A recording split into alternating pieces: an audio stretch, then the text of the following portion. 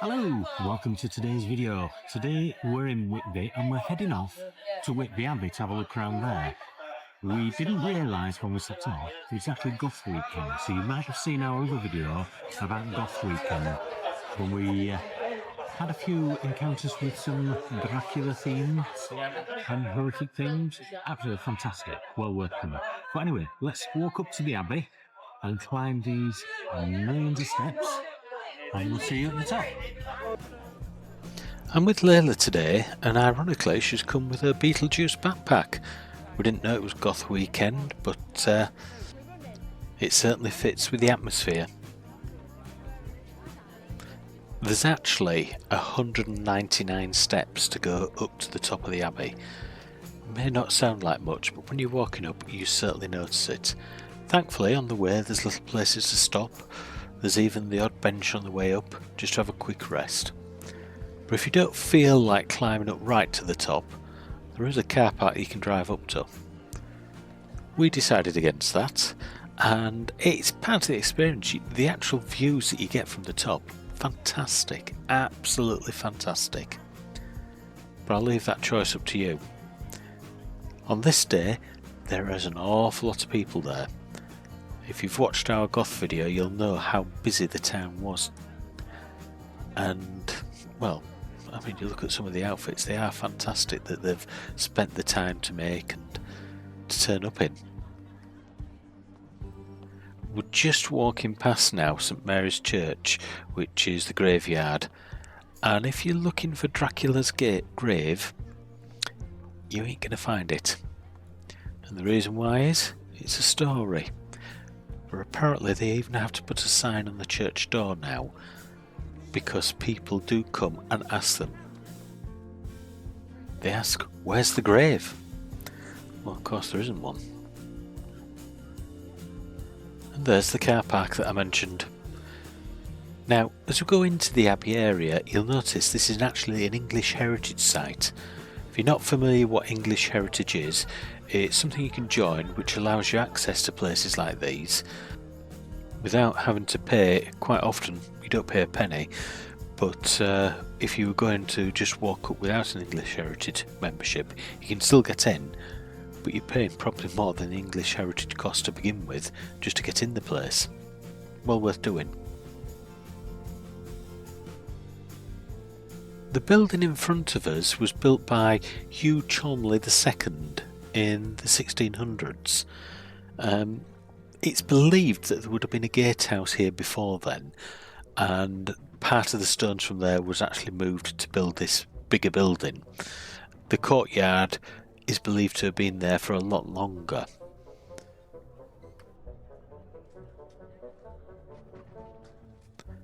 While we're walking around the courtyard, if you like videos like this, we often go out for day trips, places of interest, as well as holiday destinations.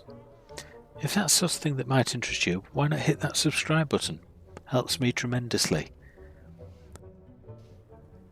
Well, let's see what else Whitby Abbey has to offer as we enter into the museum and shop. A lot of these places survive on the shop itself. The actual contribution to enter the places helps a bit, but it's the shop that adds it up.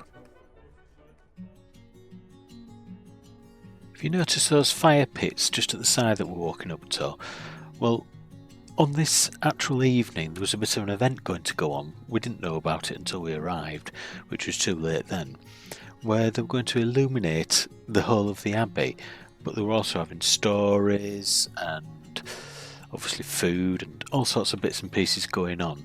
We'll be able to show you at the end of the video the illumination, and it is good, but we weren't actually able to get into the grounds for that.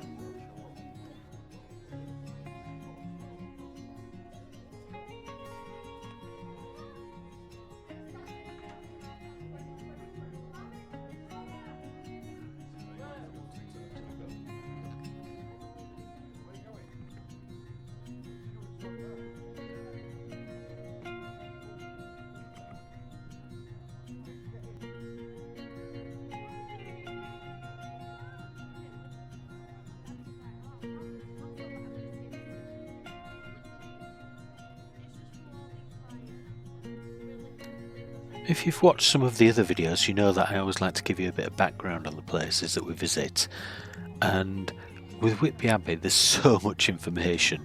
I'm just going to give you a few things because it's well worth just visiting to find the other things out for yourself.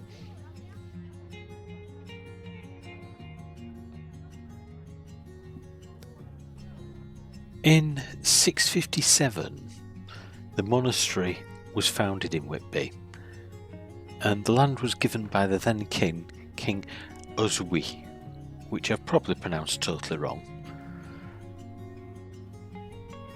In 1664, one of the fundamental things about the Christian Church was sorted out here in Whitby. They had what is known as a synod, and actually decided the date of Easter and when the church would celebrate it. Now, there was a choice of having it the Roman Christian Catholic date or the Celtic one, and they decided on the Roman Christian Catholic one.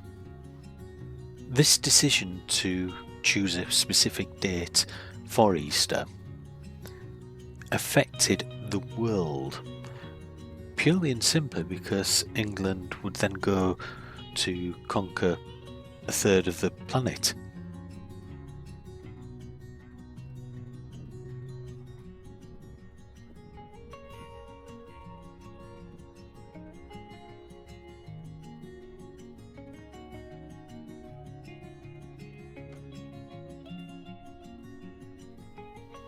The monastery itself has had its incidents, shall we say. In the 9th century, the Danes, the Vikings, came over and basically destroyed it.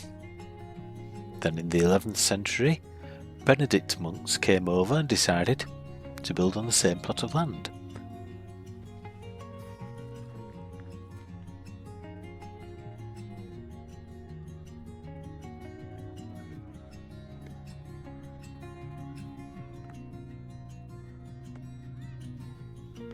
With the time of Henry VIII, which was the 1500s, he decided that the Catholic Church, because it wouldn't give him his divorce he wanted, would no longer have any power in England, and at the same point decided to demolish all the abbeys across the country.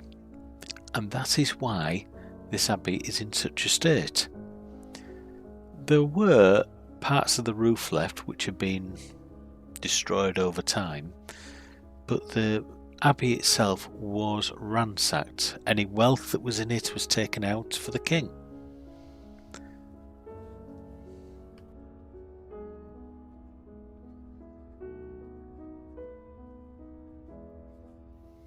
There are photos showing from the 1800s parts of the roof left in the abbey and the dereliction that the place was in. It's only in recent history with English heritage that this place has come back to, well, some sort of life. It's now looked after, repairs are done where and if they can be done without affecting the overall structure and making it somewhere that can be there for years to come.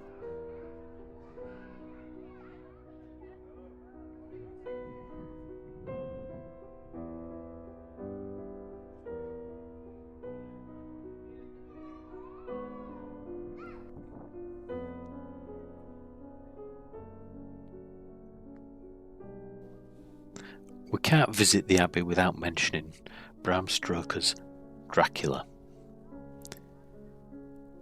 The abbey featured in the story of Dracula, and the story said that Count Dracula, as a creature resembling a large dog, came ashore at the headland and ran up the 199 steps to the graveyard of St Mary's Church, in the shadows of Whitby Abbey's ruins. The abbey is also mentioned in Mina Harker's diary in the story.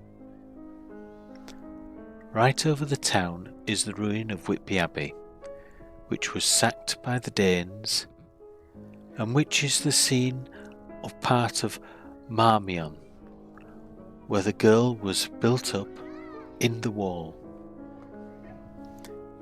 It is a most noble ruin of immense size and full of beauty and romantic bits.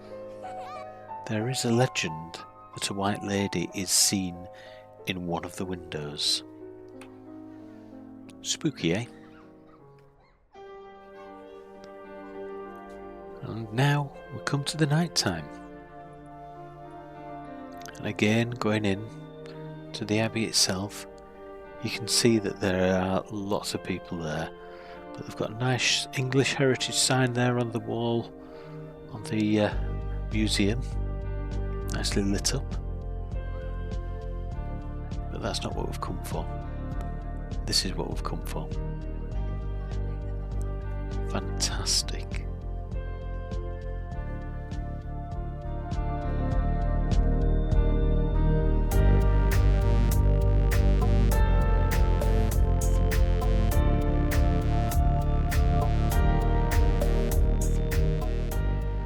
They only do this for a couple of nights each year, so if you get to see it, it's something very unique and very special. We were lucky to catch it.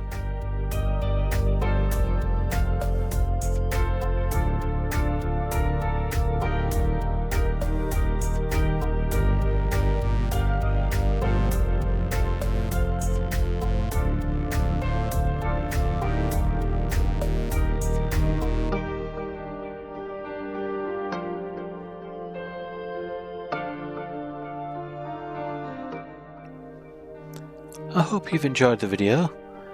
It was certainly a unique experience seeing the abbey lit up like this. YouTube thinks you might like this video that's coming up here. Anyway, look forward to seeing you in the next one. Bye for now.